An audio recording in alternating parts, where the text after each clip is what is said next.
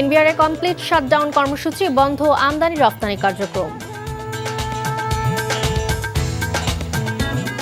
চট্টগ্রাম বন্দরের কন্টেইনার টার্মিনালে বিদেশি অপারেটর নিয়োগে নারাজ শ্রমিকরা, আন্দোলনের হুঁশিয়ারি। রাষ্ট্র সংস্কার ও গণহত্যার বিচারের দাবিতে সোহরাওয়ার্দীতে ইসলামী আন্দোলনের মহাসমাবেশ।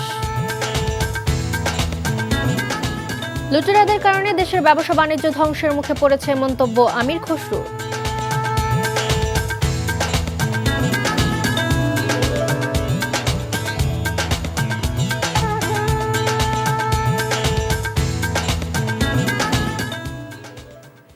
আসসালামু আলাইকুম, মালিহা হোসাইন স্বাগত জানাচ্ছি এনটিভির দেশের খবরে। গ্রাউন্ড 7 শিরোনাম দেখছিলেন, এবারে পুরো খবর। জাতীয় রাজস্ব বোর্ড এনবিআর চেয়ারম্যানের পদত্যাগের এক দফা দাবিতে আজ থেকে চলমান মার্চ টু এনবিআর ও কমপ্লিট শাটডাউন কর্মসূচি অব্যাহত রাখার ঘোষণা দিয়েছে এনবিআর সংস্কার ঐক্য পরিষদ। তবে আন্তর্জাতিক যাত্রী সেবা এই কর্মসূচির আওতামুক্ত থাকবে। বিকেলে সংবাদ সম্মেলনে ঐক্য পরিষদের পক্ষ থেকে জানানো হয়, দাবি আদায় না হওয়া পর্যন্ত তাদের আন্দোলন চলবে। এর আগে অর্থ মন্ত্রণালয় ও এনবিআর এর নির্দেশনা উপেক্ষা করে সকাল থেকেই রাজধানীর আগারগাঁওয়ে এনবিআর ভবনের সামনে অবস্থান নেয় সারা দেশ থেকে আগত এনবিআর এর বিভিন্ন দপ্তরের কর্মকর্তা কর্মচারীরা। তাদের আন্দোলনের কারণে প্রবেশপথ বন্ধ থাকায় কার্যত অবরুদ্ধ হয়ে পড়ে এনবিআর কার্যালয়। এদিকে আন্দোলনের কারণে সারা দেশের বিভিন্ন বন্দরে আমদানি রপ্তানি কার্যক্রম ব্যাহত হচ্ছে।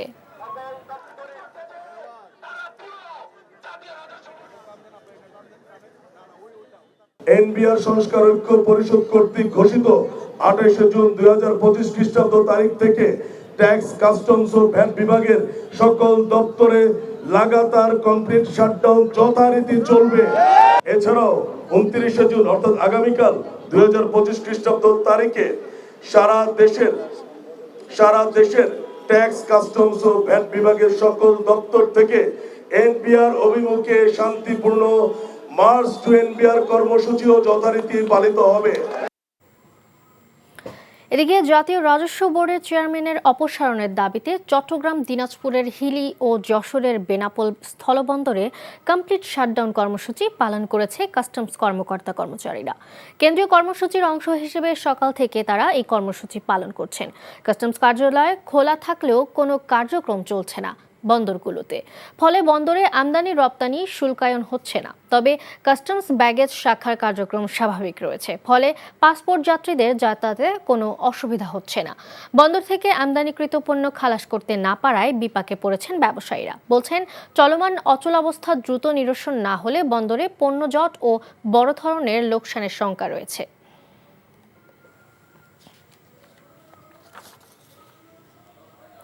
চট্টগ্রাম বন্দরের new mooring container terminal NCT পরিচালনায় বিদেশি অপারেটর নিয়োগে আগ্রহী সরকার। বিষয়টি মানতে নারাজ বন্দর শ্রমিক কর্মচারীরা।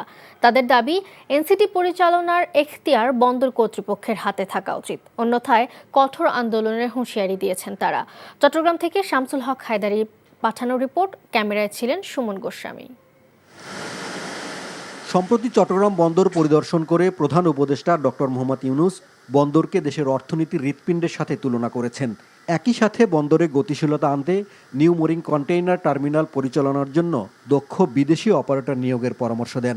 আমাদের অর্থনীতি এটা বিশাল অর্থনীতি হবে যদি আমরা চট্টগ্রাম বন্দরকে বিশাল হৃৎপিণ্ডে পরিণত করতে পারি। প্রধান উপদেষ্টার এমন ঘোষণার প্রতিবাদে আন্দোলনে নেমেছেন শ্রমিক কর্মচারীরা। পতেঙ্গা কন্টেইনার টার্মিনালে বিদেশি অপারেটর নিয়োগে সুফল আসেনি বলে অভিযোগ বন্দর ব্যবহারকারীদের। সুতরাং যে এনসিটি পরিচালনার ক্ষেত্রে বন্দর কর্তৃপক্ষ নিজেই দায়িত্বভার গ্রহণ করবে, এটার জন্য আমরা খুশি। এবং এই প্রক্রিয়া চালু হলে সেটা আমাদের জন্য ভালো হবে, যেহেতু দেশের সমস্ত শিল্প প্রতিষ্ঠান, সমস্ত ব্যবসায়ী, স্টেক হোল্ডার, পোর্ট ইউজার সবাই এক বাক্যে বলছে যে এনসিটি যাতে বেসরকারি খাতে দেওয়া না হয়। আমরা সবাই সহযোগিতা করব। আমরা যারা বিভিন্ন রাজনৈতিক দল বলেন, শ্রমিক সংগঠন বলেন, আমরা আপনাদেরকে সহযোগিতা করব, কিন্তু আপনারা চালাবেন এটা বলতে হবে। প্রাইভেট অপারেটরদেরকে দিবেন না, এটা কিন্তু যদি ঘোষণা না দেন আন্দোলন কিন্তু চলমান থাকবে। এদিকে আগামী 6 জুলাই এনসিটির বর্তমান বেসরকারি অপারেটরদের চুক্তির মেয়াদ শেষ হচ্ছে। এ অবস্থায় চট্টগ্রাম বন্দর কর্তৃপক্ষ সাময়িকভাবে টার্মিনালটি পরিচালনা করবে বলে জানান এই কর্মকর্তা। 7 জুলাই থেকে এটাকে নতুনভাবে কিভাবে পরিচালনা করা যায় সেজন্য একটা সরকারি সিদ্ধান্ত আমরা চেয়েছি। সরকারি সিদ্ধান্তের জন্য আমরা অপেক্ষা করছি। In the mean time Chittagong বন্দর কর্তৃপক্ষ আভ্যন্তরীণ প্রস্তুতিগুলো নিচ্ছে। আমরা সব ধরনের প্রস্তুতি নিয়ে রাখছি যাতে সরকারি সিদ্ধান্ত যেরকমই আসুক আমরা যেন তাৎক্ষণিকভাবে সেই সিদ্ধান্ত বাস্তবায়ন করতে পারি। চট্টগ্রাম বন্দরে বিদেশি অপারেটর নিয়োগের ঘোষণার প্রতিবাদে রোডমার্চ ও সমাবেশ সহ নানা কর্মসূচি ঘোষণা করেছেন শ্রমিকরা। NTV news desk. চট্টগ্রাম বন্দরের গুরুত্বপূর্ণ টার্মিনাল পরিচালনায় বিদেশি অপারেটর নিয়োগের সরকারি উদ্যোগের প্রতিবাদে রোড মার্চ সহ বাংলাদেশ আন্দোলন করছে শ্রমিকরা। সেখানে আছেন আমাদের স্পেশাল করেসপন্ডেন্ট শামসুল হক হায়দারি। রোড মার্চ কর্মসূচি কি চলছে এবং সবশেষ পরিস্থিতি জানাবেন। আপনি লক্ষ্য করে থাকবেন যে চট্টগ্রাম বন্দরের টার্মিনাল বিদেশি অপারেটরকে দেওয়ার প্রতিবাদে ঢাকা থেকে যে রোড মার্চটি শুরু হয়েছিল সকালে, সেটি কিছুক্ষণ আগে এই মাত্র এখানে এসে পৌঁছেছে। আমি এই যে চট্টগ্রাম বন্দর, আমার পেছনে চট্টগ্রামের বন্দরের 4 নম্বর জেটি। আমরা আগেই বলেছি চট্টগ্রাম বন্দরের যে উল্লেখযোগ্য জেটিগুলো আছে তার মধ্যে নিউ মোরিং কন্টেইনার টার্মিনাল। এই টার্মিনালটি একটি বিদেশি প্রতিষ্ঠানকে পরিচালনার জন্য দেওয়ার একটা চিন্তাভাবনা সরকার করছে।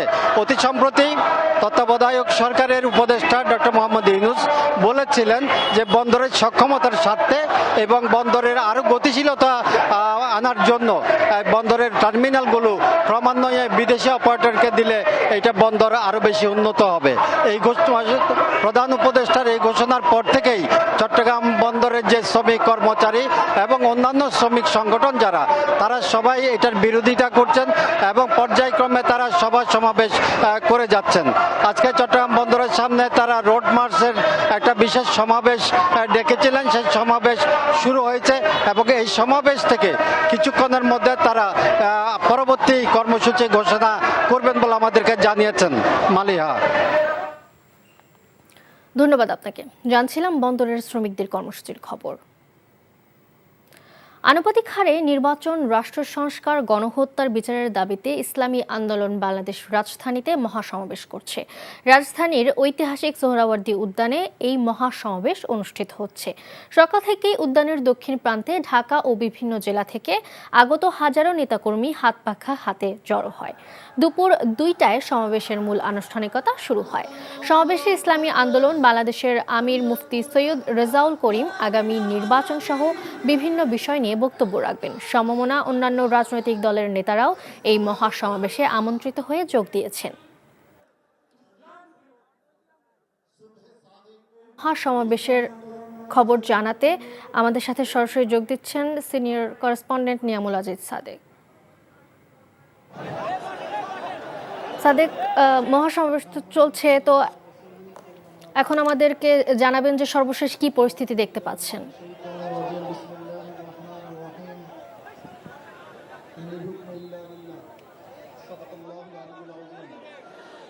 মালিহা, কিছুক্ষণ আগে শুরু হয়েছে এই মহাসমাবেশ, যেটি কেন্দ্রীয় নেতৃবৃন্দ কিছুক্ষণ আগে বক্তব্য রাখছিলেন। আমরা দেখছি যে এখন পীর সাহেব চরমনায়ের যে দ্বিতীয় ব্যক্তি, তিনি এখানে বক্তব্য রাখছেন এবং এইখানেও তিনি বক্তব্য রাখছেন। এবং সর্বশেষ আমরা দেখেছি যে কিছুক্ষণ আগে জামাত ইসলামের নায়েবে আমির তিনিও বক্তব্য রেখেছেন। এর আগে আমরা দেখেছি অন্যান্য গণ অধিকার পরিষদ এবং এনসিপির নেতারা বক্তব্য রেখেছেন। তাদের বক্তব্যের সারমর্ম হচ্ছে যে এখানে বিশেষ করে পিআর যে আনুপাতিক হারে যে আসন বিন্যাস, যে অনুপাতে মানুষ ভোট পাবে সেই অনুপাতে আসন বিন্যাস, এই বিষয়টিকে অবশ্যই বাস্তবায়ন করতে হবে। তারা বর্তমান সরকারের কিন্তু কঠোর সমালোচনা করেছেন, বিশেষ করে ডক্টর মোহাম্মদ ইউনূসের সমালোচনা করেছে জামাত ইসলামের সেক্রেটারি জেনারেল। তিনি বলেছেন যে বিভিন্ন জায়গায় গিয়ে সিদ্ধান্ত পরিবর্তন, সাথে সাথে নিরপেক্ষতার প্রমাণ হারিয়েছেন, এই কথা বলে কঠোর সমালোচনা করেছেন। কিছুক্ষণ আগে আমরা দেখেছি যে জামাতের নায়েবে আমির তিনিও একই কথা বলেছেন। তিনি বলেছেন যে এখন পিআর পদ্ধতি এবং স্থানীয় সরকার পদ্ধতি, স্থানীয় সরকার নির্বাচনকে আগে দিতে হবে, এটি অধিকাংশ দলগুলো চেয়েছে। ঐক্যমত্য কমিশনের যে কার্যকারিতা সেটি নিয়ে তারা কিন্তু আজকে প্রশ্ন তুলেছেন। এবং একই সাথে আপনাকে আমি জানিয়ে রাখতে চাই যে ইসলামী আন্দোলন বাংলাদেশের যে মুখ্য ব্যক্তিত্ব ফয়জুল করিম, তিনিও কিন্তু কিছুক্ষণ আগে এখানে এসেছেন। তিনিও কিন্তু একই কথাই বলছেন যে এখানে যে সরকার এবং এই সরকারকে তারা একই বার্তা দিয়েছেন যে আগামী দিনগুলোতে তারা পিআর পদ্ধতি সংসদীয় পদ্ধতিতে বাস্তবায়ন চান, তার সাথে স্থানীয় সরকার পদ্ধতিতে স্থানীয় সরকার নির্বাচনটি আগে চান, একই সাথে যে জুলাই গণহত্যায় যারা শহীদ হয়েছে তাদের বিচার দৃশ্যমান চান। আরেকটি বিষয় আপনাকে জানাতে চাই যে এখন যিনি বক্তব্য রাখছেন তিনি কিছুক্ষণ আগে তিনি এবং জামাত সাথে যে ঐক্য হয়েছে সেই ঐক্যটা তারা আসলে ঘোষণা দিয়েছেন, আগামী তো এই ঐক্য থাকবে বলে তিনি আমাদেরকে জানিয়েছেন। তো এই ছিল সর্বশেষ অবস্থা। এখন আসলে শেষের দিকে এই মহাসমাবেশের। ধন্যবাদ আপনাকে। জানছিলাম ইসলামী আন্দোলনের সমাবেশের খবর। লুটেরাদের কারণে দেশের ব্যবসা বাণিজ্য ধ্বংসের মুখে পড়েছে বলে মন্তব্য করে বিএনপির স্থায়ী কমিটির সদস্য আমির খসরু মাহমুদ চৌধুরী বলেছেন, দেশের ব্যবসায়িক খাতকে গোষ্ঠী ও রাজনীতির বাইরে নিয়ে আসবে বিএনপি। দুপুরে সিলেটের মেন্দিবাগ এলাকায় জালালাবাদ গ্যাস অডিটোরিয়ামে সিলেট বিজনেস ডায়ালগ অনুষ্ঠানে এসব কথা বলেন তিনি। বলেন, নতুন বাংলাদেশে আগের রাজনীতি চলবে না। বাংলাদেশের মানুষের মানসিকতায় পরিবর্তন হয়েছে। ক্ষমতায় গেলে 18 মাসে 1 কোটি মানুষের কর্মসংস্থানের কার্যক্রম হাতে নেওয়া হবে উল্লেখ করে তিনি বলেন, ব্যবসায়ী বান্ধব দল হিসেবে বিএনপি দেশের বাণিজ্য খাতকে প্রসারিত করবে।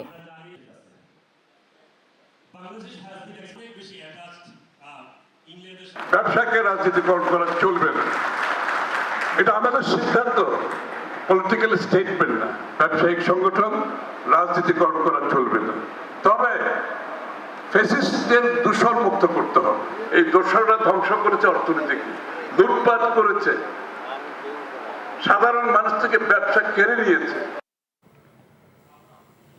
শিল্প, গৃহায়ন ও গণপূর্ত মন্ত্রণালয়ের উপদেষ্টা আদিলুর রহমান খান বলেছেন, দেশের শিল্প বাণিজ্য বিশ্বমানে উন্নীত করতে বিএসটিআই এর গুরুত্বপূর্ণ ভূমিকা রয়েছে।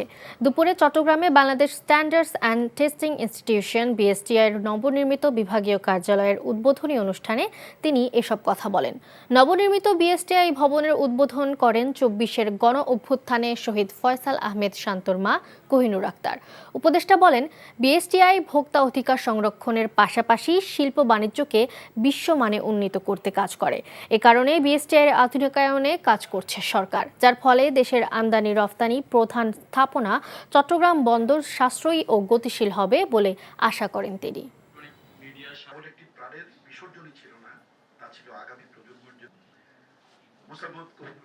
বন্দর নগরী হিসেবে চট্টগ্রামের পূর্ণ সম্ভাবনা কাজে লাগাতে হলে প্রয়োজন আন্তর্জাতিক মানের অবকাঠামো এবং সেবা। এছাড়াও এই ভবন থেকে প্রদত্ত সেবা বন্দর এলাকায় আমদানি রপ্তানি প্রক্রিয়াকে গতিশীল করবে, পণ্যের দ্রুত মান নিয়ন্ত্রণ পরীক্ষা বন্দরের কার্যক্রমকে আরও দক্ষ করে তুলবে, যা বাণিজ্যিক লেনদেনের সময় ও ব্যয় কমাতে সাহায্য করবে। আমদানি করা গুঁড়ো দুধের টাকা দিয়ে অনেকগুলো সংরক্ষণাগার করা যেতে পারে বলে মন্তব্য করেছেন মৎস্য ও প্রাণী সম্পদ উপদেষ্টা ফরিদা আক্তার। সকালে মানিকগঞ্জ সদর উপজেলার জয়নগর উচ্চ বিদ্যালয় মাঠে গবাদি পশুর খুরা রোগ প্রতিরোধে টিকাদান কার্যক্রম উদ্বোধন অনুষ্ঠানে তিনি এই কথা বলেন। উপদেষ্টা বলেন, আর্জেন্টিনা থেকে পরীক্ষা নিরীক্ষা শেষে ভ্যাকসিন আনা হয়েছে, সেটি গবাদি পশুর জন্য খুবই কার্যকর।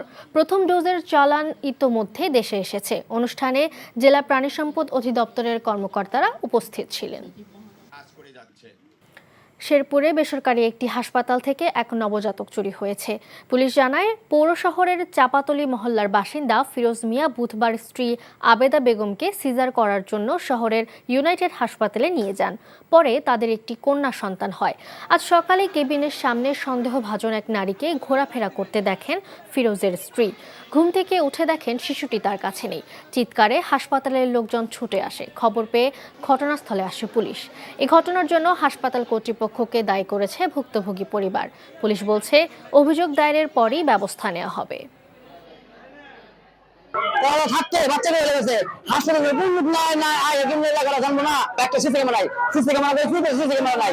আমরা অভিযোগ পেলে আমরা আইনানুগভাবে আগাবো। আর এমনিতেই বাচ্চাটাকে উদ্ধার করার জন্য আমাদের টিম তৎপর আছে এবং সাদা পোশাকধারী গোয়েন্দার লোকজন আমাদের এই বাচ্চাটাকে কিভাবে কি হলো এই বিষয়ে উদ্ধারের প্রচেষ্টা চালাচ্ছে।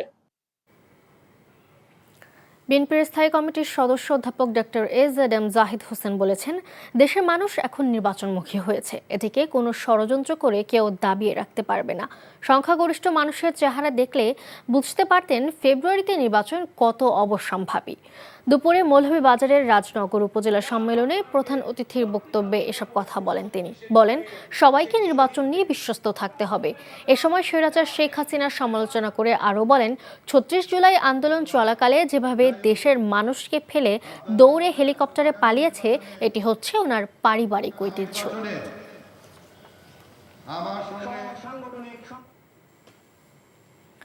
বিএনপির কেন্দ্রীয় vice chairman doctor Asaduzzaman Ripon বলেছেন, প্রধান উপদেষ্টা জাতীয় নির্বাচনের নির্দিষ্ট তারিখ উল্লেখ না করায় জনগণ নির্বাচনের প্রস্তুতি নিতে পারছে না। সকালে মুন্সিগঞ্জের লৌহজং উপজেলার শিমুলিয়া সরকারি প্রাথমিক বিদ্যালয়ে শহীদ প্রেসিডেন্ট জিয়াউর রহমানের শাহাদাত বার্ষিকী উপলক্ষে আলোচনা সভা ও দোয়া মাহফিল অনুষ্ঠানে তিনি একথা বলেন। অনুষ্ঠানের সভাপতিত্ব করেন জেলা যুবদলের সিনিয়র যুগ্ম আহ্বায়ক মোহাম্মদ আতাউর রহমান খান।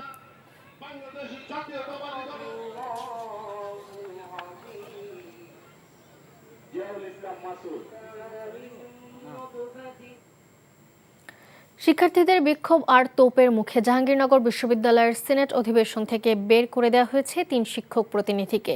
প্রত্যক্ষদর্শীরা জানান, দুপুর ৩টা থেকে শিক্ষার্থীরা সিনেট ভবনের সামনে একত্রিত হতে শুরু করেন শিক্ষার্থীরা। পাশাপাশি ছাত্রদলের নেতাকর্মীরাও অংশ নেন। তাদের বিক্ষোভের মুখে এক পর্যায়ে বিশ্ববিদ্যালয়ের কম্পিউটার সায়েন্স অ্যান্ড ইঞ্জিনিয়ার বিভাগের অধ্যাপক ডক্টর যুগল কৃষ্ণ দাস, নগর ও অঞ্চল পরিকল্পনা বিভাগের অধ্যাপক ডক্টর শফিকুর রহমান এবং ব্যবসায় প্রশাসন ফ্যাকাল্টির ডিন ও মার্কেটিং বিভাগের অধ্যাপক ডক্টর নিগার সুলতানাকে বের করে দেওয়া হয়।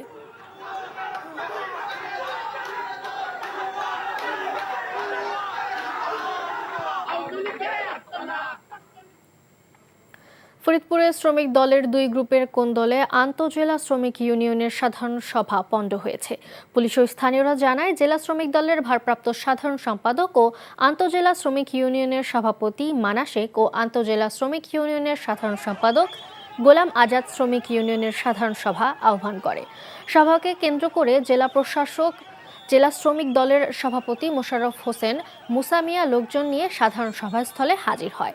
এ সময় দুপক্ষের মধ্যে তুমুল হট্টগোল, হাতাহাতি ও ধাক্কাধাক্কি শুরু হলে পুলিশ তাদের ছত্রভঙ্গ করে দেয়। পরে পরিস্থিতি নিয়ন্ত্রণে আনতে সাধারণ সভা স্থগিত করা হয়েছে।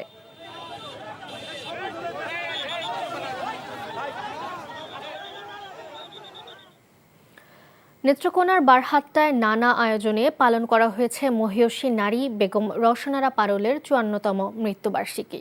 1970 সালের 26 জুন তিনি ইন্তেকাল করেন। মানবতাবাদী সমাজসেবী এই মহিয়সী নারী নেত্রকোনা জেলার বারহাট্টা উপজেলার চিরাম ইউনিয়নের রানীগাঁও গ্রামের শায়িত হন। বেগম রওশনারা পারুল শামসুল হক মাস্টারের বড় মেয়ে এবং মোহনগঞ্জ পাইলট উচ্চ বিদ্যালয়ের সাবেক প্রধান শিক্ষক গোলাম মোস্তফার স্ত্রী। তিনি এনটিভির পরিচালক মাহবুবা সুলতানার মা। তার মৃত্যুবার্ষিকীতে কবর জিয়ারত, দোয়া ও মিলাদ মাহফিল এবং এলাকার গরিব ও অসহায় মানুষের মাঝে বস্ত্র বিতরণ করা হয়। এ সময় উপস্থিত ছিলেন জেলা বিএনপির সাবেক সভাপতি ও সাবেক সংসদ সদস্য বীর মুক্তিযোদ্ধা আশরাফুদ্দিন খান, এনটিভির হেড অব ফাইন্যান্স গোলাম রোশন ইয়াজদানি, জেলা যুবদল নেতা আব্দুল্লাহ আল মামুন রনি সহ পরিবারের অন্যান্য সদস্যবৃন্দ এ সময় উপস্থিত ছিলেন। মানবতার লোক ছিলেন, সমাজসেবিকা ছিলেন। উনি অনেক মৃত্যুর ফলে উনি অনেক আত্মীয় স্বজন গুণগ্রাহী রেখে গেছেন। উনি খুব ভালো মহিলা ছিলেন, অমায়িক মহিলা ছিলেন। যেরকম বাপ তার মতনই ছিল তার কন্যা। কাজেই আমিও এবং আপনাদের সহ ওনার আত্মার মাগফিরাতের জন্য কবর জিয়ারত করলাম। গাজীপুরের সদর উপজেলার বনভূমি দখল করে গড়ে তোলা অবৈধ বসতবাড়ি ও স্থাপনা উচ্ছেদে যৌথ অভিযান চালিয়েছে বন বিভাগ। অভিযানে 2 শতাধিক বসত বাড়ি ও স্থাপনা ভেঙে গুঁড়িয়ে দেওয়া হয়। গাজীপুর সদর উপজেলা নির্বাহী কর্মকর্তা মোহাম্মদ মামুনুর রশিদের নেতৃত্বে এই অভিযানে পুলিশ, সেনাবাহিনী, র্যাব, বিজিবি, আনসার ও বন বিভাগের 4 শতাধিক সদস্য কাজ করেন।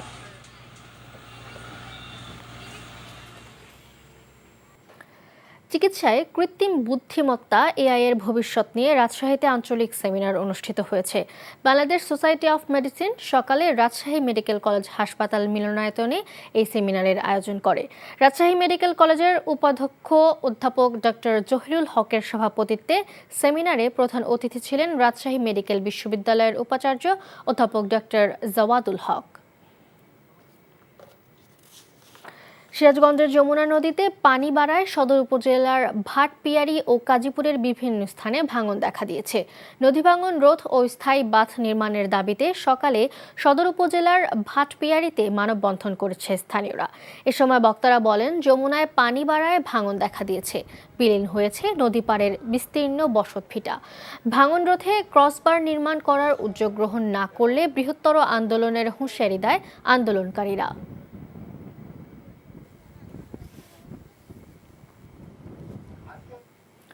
সন্ত্রাসী ও চাঁদাবাজের কবল থেকে রক্ষার দাবিতে বিক্ষোভ মিছিল ও মানববন্ধন করেছে সাভারের দৃষ্টি প্রতিবন্ধীরা। দুপুরে সাভার বিরুলিয়া আঞ্চলিক সড়ক অবরোধ করে এই কর্মসূচি পালন করে 4 শতাধিক দৃষ্টি প্রতিবন্ধী। এ সময় তারা চাঁদাবাজি, সন্ত্রাসী কার্যক্রম ও অবৈধ দোকান দখলমুক্ত করার দাবিতে বিভিন্ন স্লোগান দিতে থাকে এবং আইনশৃঙ্খলা রক্ষাকারী বাহিনীর দৃষ্টি আকর্ষণ করেন।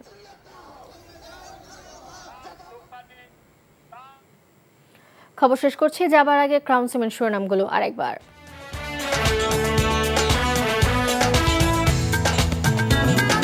এনবিআর কমপ্লিট শাটডাউন কর্মসূচি বন্ধ, আমদানি রপ্তানি কার্যক্রম। চট্টগ্রাম বন্দরের কন্টেইনার টার্মিনালের বিদেশি অপারেটর নিয়োগে নারাজ শ্রমিকরা, আন্দোলনের হুঁশিয়ারি। রাষ্ট্র সংস্কার ও গণহত্যার বিচারের দাবিতে সোহরাওয়ার্দীতে ইসলামী আন্দোলনের মহাসমাবেশ। লুটেরাদের কারণে দেশের ব্যবসা বাণিজ্য ধ্বংসের মুখে পড়েছে, মন্তব্য আমির খুসরুর।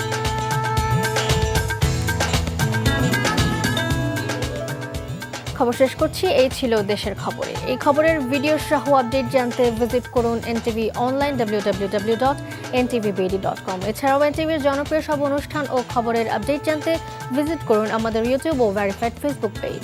6টায় ইভিনিং নিউজ দেখার আমন্ত্রণ রইল। ধন্যবাদ সবাইকে।